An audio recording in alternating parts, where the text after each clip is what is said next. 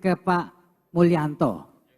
Pak Mulyanto, boleh dong diajukan kajuan kritis gitu mengenai segitiga emas tol dan outlook ekonomi kita di tahun 2023, terutama di Solo Raya, Pak Mulyanto. Gimana Pak? Terima kasih Pak Febi. Seperti yang lainnya, supaya juga selamat gitu ya.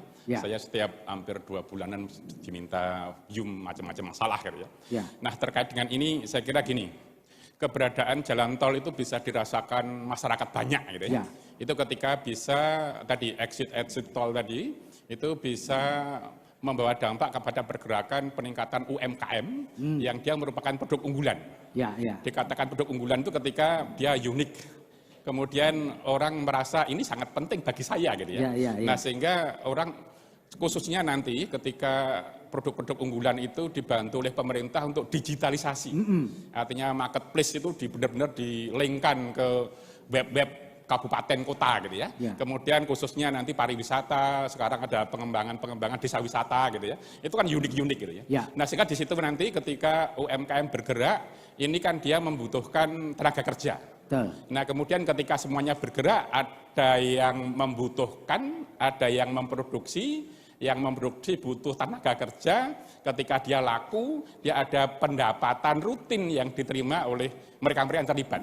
Nah ekonomi itu dikatakan bergerak baik ketika pengeluaran per kapita per bulan semakin meningkat. Nah kemudian kalau itu dikaitkan nanti ada kemiskinan, kemudian juga ada pendapatan per kapita ya. Nah terkait data, tadi Pak Joko ya dari KBI Solo sudah mengatakan benar juga tadi, data real di tahun 2019 sampai 2001, kemudian saya rata-rata, di Solo Raya itu 2,67%, dan itu lebih besar dibanding Jawa Tengah 2,01%, dan lebih besar Indonesia 2,21%, artinya rata-rata. Dan pada tahun 2020 semuanya negatif. Tapi 2021 sudah positif semua. Positif semua juga. Di Solo Raya itu yang di atas 4% itu Kota Surakarta sama Boyolali. Oh Boyolali. Kemudian lain-lainnya mendekati angka 4. Nah sehingga ketika ini asumsinya baik itu nanti pergerakan 2023 sudah mendekati angka 5. Harapannya 5% gitu ya. 5% ya Pak ya. Nah gitu. Nah kemudian kalau dilihat pergerakan rata-rata tadi itu pertama Boyolali. Boyolali ini di rata-rata ranking nomor 1, nomor 2 Klaten, nomor 3 Solo sama Sukoharjo ini sama angkanya, kemudian nomor 4 Sragen, nomor 5 Karanganyar, nomor 6 Wonogiri. Nah ini dari sisi pertumbuhan ya. Kemudian jika dilihat dari sisi pendapatan per kapita, ini menunjukkan walaupun nanti ada unsur ketimpangan ya. Artinya gini, bahwa PDRB yang gede dibagi penduduk itu kan bisa gede. Tapi gedenya itu siapa yang menghasilkan.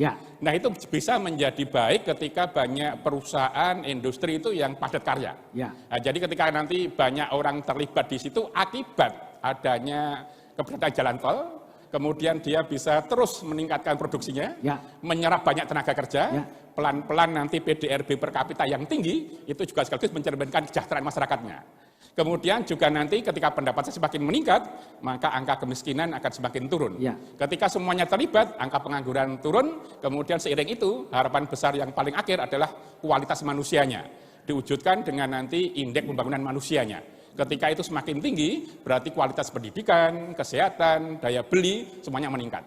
Nah dari itu semuanya saya kira keberadaan jalan tol ketika bisa seperti itu mensejahterakan.